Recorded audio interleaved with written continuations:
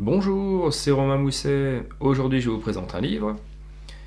Les signaux d'apaisement, les bases de la communication canine de Madame Thury-Drugas. C'est un ouvrage paru en 2009 aux éditions du Génie Canin. Il fait 88 pages et coûte une quinzaine d'euros. Cet ouvrage s'inscrit dans la série de notes de lecture, éthologie et éthique et s'accompagnera d'une ou plusieurs vidéos comprenant des cas concrets et des mises en situation. Alors une présentation de l'auteur dans un premier temps. Thury-Drugas est une éducatrice canin norvégienne. Elle a été connue dans les années 90 comme étant l'une des pionnières du développement et de la sensibilisation sur les signaux de communication, à savoir appelés initialement les signaux d'apaisement. Maintenant, on va davantage parler de signaux de communication et elle était également l'auteur de 3 ouvrages et également conférencière et a été intervenante évidemment dans différents colloques. En parallèle de la sortie de cet ouvrage, Thury-Drugas avait réalisé un DVD d'à peu près 1h30 que vous pouvez trouver, bon il est sorti il y a 25 ans maintenant, on peut le trouver en libre de droit, je ne sais pas, mais en tout cas sur YouTube. Je vous mettrai un lien dans la description, vous pouvez le trouver doublé français. Donc je ne sais pas si c'est une version originale ou une version retravaillée, mais toujours est-il que c'est assez intéressant de voir ce DVD, notamment pour les diverses explications apportées par Thury-Drugas après les mises en situation. Bon, une fois de plus, ça a 25 ans, la qualité d'image n'est pas forcément top. Il y a différentes choses sur lesquelles on est revenu, sur lesquelles les éthologues sont revenus, notamment sur les signaux de communication, et voilà, certaines mises en situation ne sont plus forcément à jour, où certains signaux peuvent être décontextualisés. Toujours est-il que, comme je vous l'ai dit en introduction, je mettrai moi de mon côté également une ou deux vidéos de mise en situation pour avoir des qualités un peu plus intéressantes et un contenu un peu plus ludique. Donc, comment se présente cet ouvrage ? Il est très très très facile d'accès, autant pour les... Bon, les professionnels n'apprendront certainement pas grand-chose s'ils sont déjà au fait de la communication canine, j'espère pour eux. Mais pour tout un chacun, c'est assez intéressant. Vous avez des photos, vous avez un contenu qui est très facile d'accès, c'est visuel, c'est assez basique. Et ça peut vous permettre de comprendre dans les grandes lignes comment communique un chien. Et ça peut vous permettre d'éviter des situations conflictuelles. C'est-à-dire que le chien, n'étant pas doué du verbe, il utilise pour communiquer des moyens de communication pour la plupart corporels. Il faut savoir qu'avant qu'un chien dans une situation conflictuelle va en arriver au grognement, au claquement de dents ou à la morsure, il y a en amont un certain nombre de comportements qu'il va émettre, que ce soit le fait de bâiller, le fait de se lécher la truffe, le port de queue, le port d'oreille, la piloérection, les approches, qu'elles soient en courbe, qu'elles soient frontales. Il va y avoir un ensemble d'éléments qui vont être contextualisés face à une situation précise. Ce que Thury-Drugas explique dans son ouvrage, c'est que connaître les bases de la communication canine peuvent vous permettre, lorsque vous êtes éventuellement en promenade, de pouvoir anticiper et lire le chien qui peut arriver en face du vôtre, pour éviter une éventuelle situation conflictuelle. Mais également en tant qu'humain, si vous interagissez avec des chiens, cela peut vous permettre aussi de comprendre dans quel état émotionnel se trouve votre chien par rapport à l'interaction que vous lui proposez. C'est-à-dire que on voit assez régulièrement dans les faits divers le chien de famille, là, le bon labrador là, de 5-6 ans qui a toujours toléré ou un peu subi, sans qu'on lui demande vraiment son avis, les interactions du ou des enfants de la famille.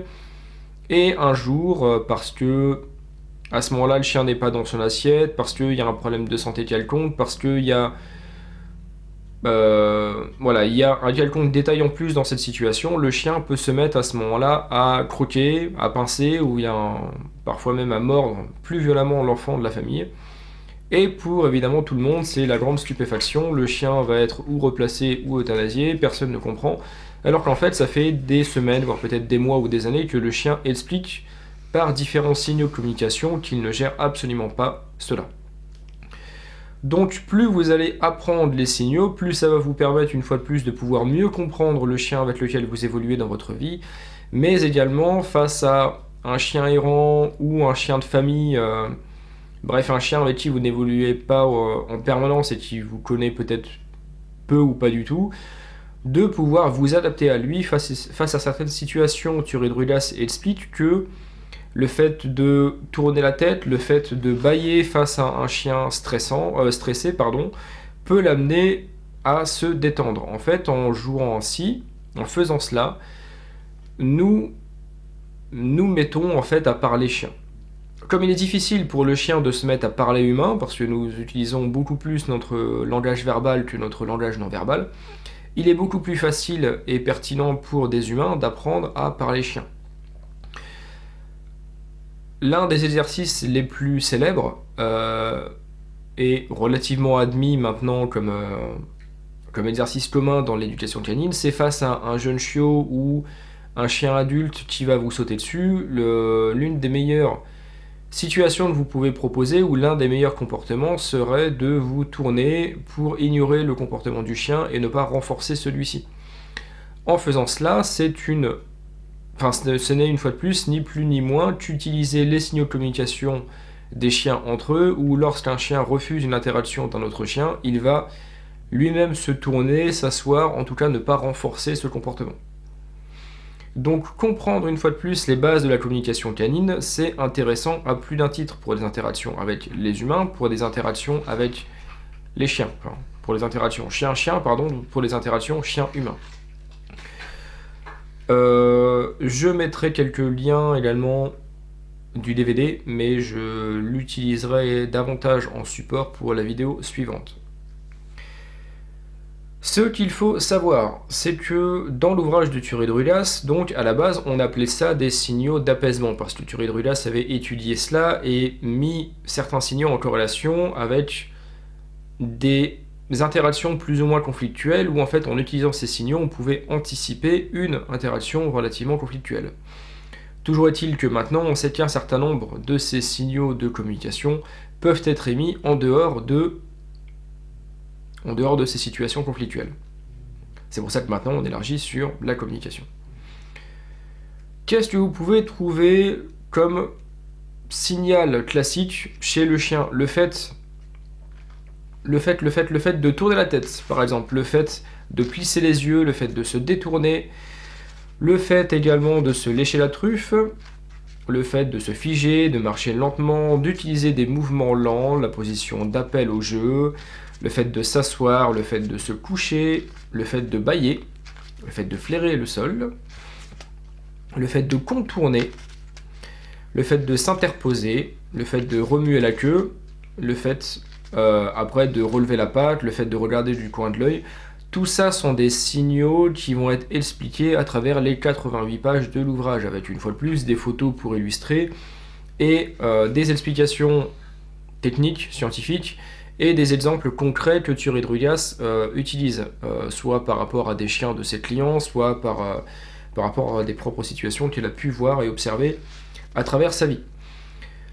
L'auteur insiste donc sur les capacités d'observation de nos chiens à la maison avec les congénères, un à la fois ou après avec d'autres chiens, pour vous apprendre petit à petit à pouvoir apprendre à lire et à comprendre beaucoup plus en profondeur les interactions que vous pouvez avoir avec votre chien, et une fois de plus les interactions avec les chiens extérieurs. Il y a un chapitre également sur le chien stressé, qu'est-ce qui rend un chien stressé, comment est-ce qu'on peut identifier le stress, donc là ça nous renvoie aux fameux signaux de communication, que pouvons-nous faire pour remédier au stress, et un dernier chapitre sur l'emploi des signaux d'apaisement pour l'éducation et les manipulations. Là, on va plus être sur de la rééducation comportementale, à savoir comment s'adapter à un chien qui peut être potentiellement réactif. Il faut savoir que cet ouvrage, une fois de plus, a 25 ans. Et il y a eu de nombreuses avancées dans l'éthologie et dans la science du comportement du chien, notamment ces 10-15 dernières années. Moi, je dis souvent à mes clients que le développement des neurosciences chez l'humain correspond grosso modo à la fin des années 90, Chez le chien, on peut l'amener à la fin des années 2010. Donc cet ouvrage, même si sur certains aspects il est dépassé et il y a du contenu un peu plus à jour et parfois certaines approches qui sont plus efficaces, toujours est-il que dans les grandes lignes, il est d'actualité. Thierry Drugas va également parler du phénomène de désocialisation chez le chien, donc que se passe-t-il lorsqu'un chien perd son langage, et au final comment est-ce qu'on va pouvoir amener par des processus de rééducation un chien à réapprendre le langage canin. D'ailleurs, dans l'un des exemples que je mettrai dans la vidéo qui sortira quelques jours plus tard, la présentation de cet ouvrage, il y aura une mise en situation avec une jeune berger belge malinoise qui commençait à être atteinte de désocialisation. Alors ce n'est pas un diagnostic que je pose parce que je ne suis pas vétérinaire et je n'ai pas à le faire, mais toujours est-il que cette chienne avait 4 mois lorsque ses humains familiers ont fait appel à moi, et en fait depuis qu'elle avait 2 mois, je crois que c'était le monsieur qui prenait systématiquement la petite chienne dans les bras pour éviter qu'elle interagisse avec les autres chiens parce qu'elle était petite et qu'il ne connaissait pas la réaction que pouvaient avoir les chiens en face. Et toujours est-il qu'en interdisant à sa chienne d'interagir avec les autres chiens, il a engendré un phénomène de désocialisation où la chienne a commencé à apprendre que les chiens en face étaient potentiellement aversifs parce que papa me prenait dans les bras, parce que situation stressante, fin de l'interaction, et en fait en grandissant, la chienne commençait à proposer un comportement d'agression, de distanciation par rapport à ses congénères. Donc le phénomène de désocialisation, ça peut être extrêmement rapide. Et le fait d'éteindre un comportement, notamment un signal de communication chez le chien, peut également se faire par association. Thierry Drugas, dans l'un des extraits d'ailleurs DVD que je reprendrai sur la vidéo suivante, explique que le chien fonctionne énormément par association, énormément. Et si en proposant tel signal de communication, le chien comprend qu'il y a telle réponse comportementale de la part de l'humain, il peut ou éteindre ce signal, ou alors le renforcer et le proposer davantage. J'ai eu une fois dans ma vie un Golden Retriever qui était assez réactif humain, qui m'a beaucoup appris pour le coup, et il faisait de la protection de ressources. Donc j'ai déjà fait une vidéo qui explique ce que c'est que la protection de ressources, je ne vais pas m'étaler sur ça. Toujours est-il que dans les grosses lignes, lorsque on s'approchait de la gamelle de ce chien, il se mettait à grogner. Son premier humain familier était dans l'idée qu'un chien ça ne doit pas grogner sur un humain, et quand le chien me grogne dessus, je le tape. Donc qu'est-ce que ce chien avait appris ? Grogner ne sert à rien, puisque l'humain me tape, alors je mords direct. Puisque généralement, lorsque un chien attaque un humain, l'humain ne va pas rester et continuer l'interaction. Généralement, il va tout faire pour stopper l'interaction. Donc dès qu'on va retirer notre main, dès qu'on va vouloir s'en aller, ce qui est un réflexe tout à fait naturel, le chien va comprendre, va associer le fait que quand il attaque, l'interaction cesse. Donc en faisant ça, dans ce contexte-là, ce chien, donc ce Golden Retriever qui avait 4 ans, avait appris dans son passé que grogner ne servait à rien, il fallait qu'il morde directement. Et en plus de ça, il n'avait aucune inhibition à la morsure, c'est-à-dire que quand il commençait à mordre, il mordait beaucoup, sans s'arrêter. Donc, comprendre les signaux de communication des chiens, c'est autant important une fois de plus pour savoir dans quel état émotionnel va se trouver votre chien, mais aussi pour, au final, renforcer le lien de confiance et pouvoir évoluer dans une relation respectueuse. Un chien qui va vous grogner dessus est un chien qui communique quelque chose. Disputer ou engueuler un chien qui va vous grogner dessus, c'est faire comprendre au chien que cet outil de communication-là ne marche pas. Mais, après le grognement, il y a encore bien d'autres outils de communication que le chien peut utiliser. Ce qu'il faut comprendre, c'est que dans l'échelle de l'agression, lorsqu'un chien en arrive à être réactif, humain ou congénère, il y a eu généralement, pendant un certain nombre de temps, des répétitions d'outils de communication qui ont été ou éteints ou, sur des échelles plus haut de l'échelle de l'agression, renforcés. Hormis trouble comportemental ou mauvaise association qui a créé une sorte de trauma chez le chien et qui a pour le coup complètement retourné ou alors en tout cas augmenté de façon très significative l'échelle de l'agression, dans la plupart des cas, cela va se faire petit à petit. C'est pour ça que dès que vous avez un chien qui va commencer à être réactif par rapport à la gamelle, par rapport à ses congénères, par rapport à ses humains, il faut le plus tôt possible mettre en place un processus de rééducation ou de faire appel à un professionnel afin qu'il puisse comprendre quels sont les contextes déclenchant ces comportements et la façon d'y remédier. Parce que si vous rentrez dans le conflit face à un chien qui vous fait comprendre par des signaux de communication qu'il n'est pas à l'aise ou qu'il y a quelque chose qui n'est pas clair dans cette situation, vous allez faire comprendre au chien que vous aussi vous allez monter dans l'échelle de l'agression, et généralement la violence n'engendrant que la violence, comme dit l'expression, on va en arriver généralement jusqu'au stade où le chien va être ou replacé ou euthanasié, parce qu'évidemment ce sera jamais de la faute de l'humain, ce sera toujours de la faute du chien. Le fait d'éteindre un comportement peut être mis en place, ou en tout cas peut être intégré dans le concept des lois de l'apprentissage. Alors, les lois de l'apprentissage sont exactement les mêmes chez le chien et chez l'humain. Ce qu'il faut comprendre, c'est que tout comportement qui n'est pas renforcé de façon positive ou négative tend à s'éteindre. Ça veut dire qu'un individu, humain ou chien, va proposer un comportement qui va lui permettre d'interagir avec son environnement ou avec les individus qui vont être en lien direct, avec cet environnement.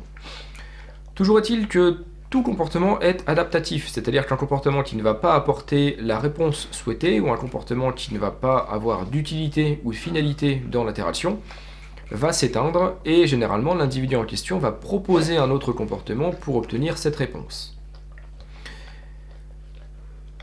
Donc, tout comportement qui n'est pas renforcé de façon positive ou négative tend à s'éteindre. Avant l'extinction de comportement, il y a toujours ce qu'on appelle l'explosion de comportement, c'est-à-dire qu'un comportement qui avait fonctionné une fois, avant d'être éteint, va être répété plusieurs fois, voire amplifié pour tester au final s'il y a réponse ou non de la part de l'environnement. S'il n'y a pas de réponse, une fois de plus, le signal de communication, parce que je reviens sur ça, en fait à la base on est parti sur ça, le signal de communication va être éteint au profit d'un autre.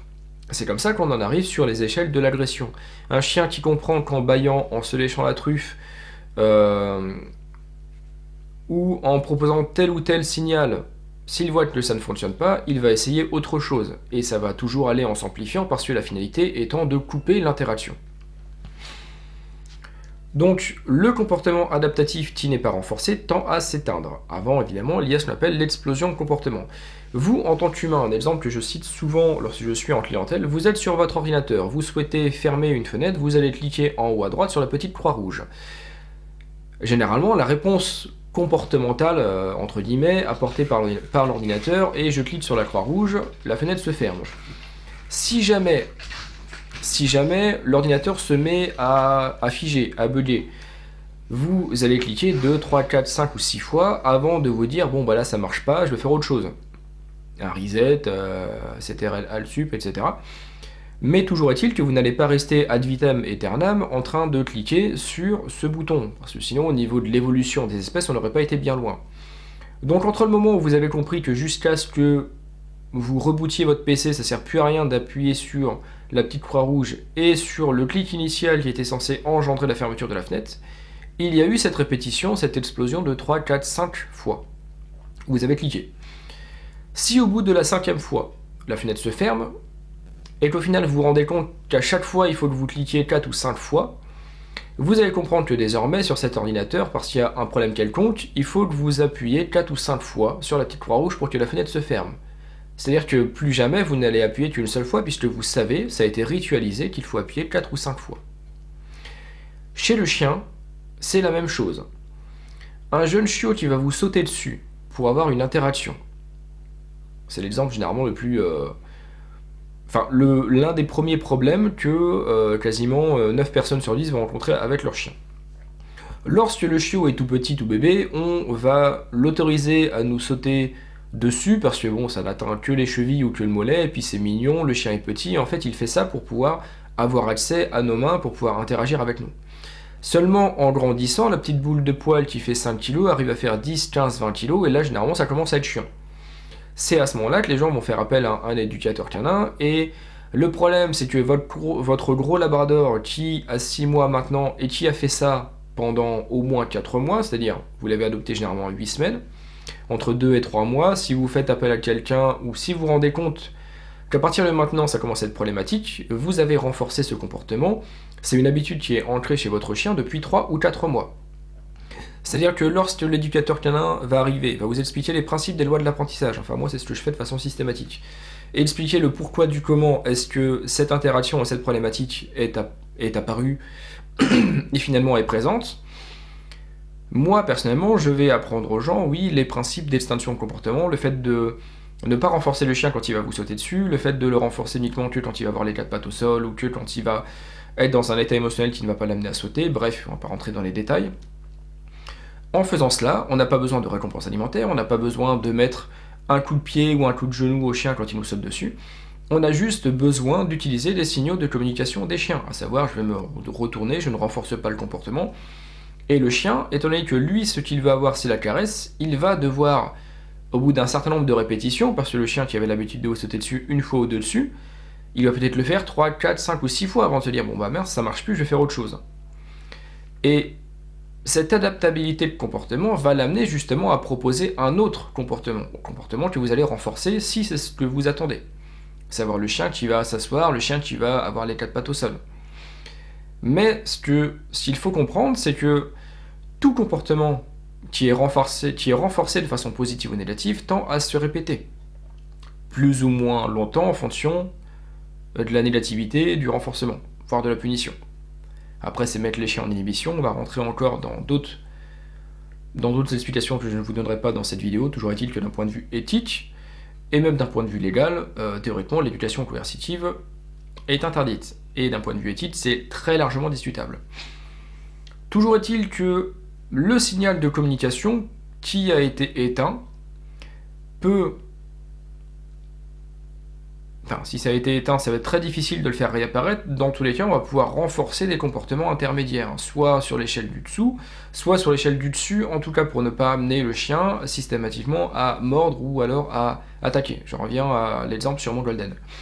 Toujours est-il que si tous les signaux de communication sont présents chez votre chien, que vous souhaitez par exemple que votre jeune chien arrête de vous sauter dessus, déjà ça va être intéressant de comprendre que lorsque vous allez le regarder, lorsque vous allez lui parler, déjà vous le renforcez et vous l'amenez à proposer ce comportement-là.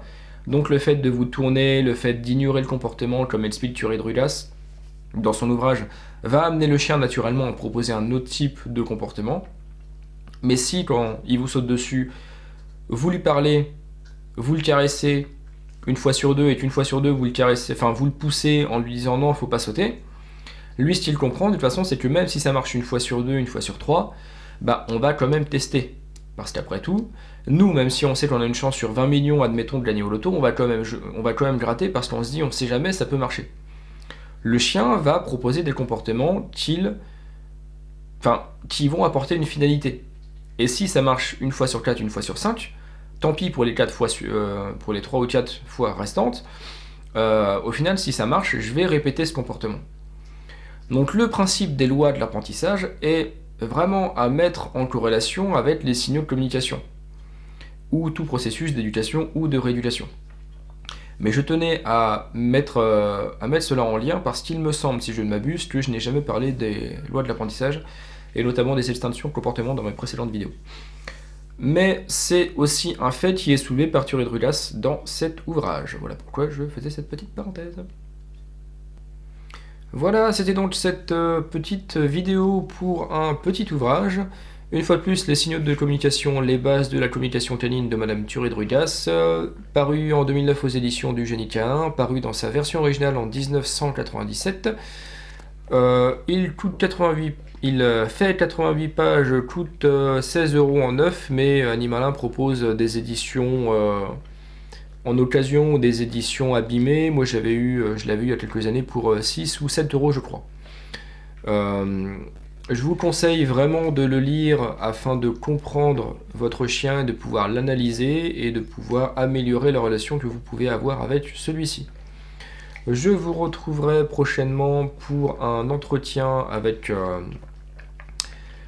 une acupunctrice et une énergéticienne qui réside à Plumelec, et par la suite je reviendrai avec 2 nouvelles vidéos en début d'année. D'ici là, je vais vous souhaiter de bonnes fêtes de fin d'année et de bonnes fêtes de Noël, pardon. pas de fête de fin d'année, je vous souhaite un joyeux Noël et un bon réveillon, et nous nous retrouverons en 2022 si tout va bien, sans vaccination obligatoire. Voilà. Donc portez-vous bien et à bientôt.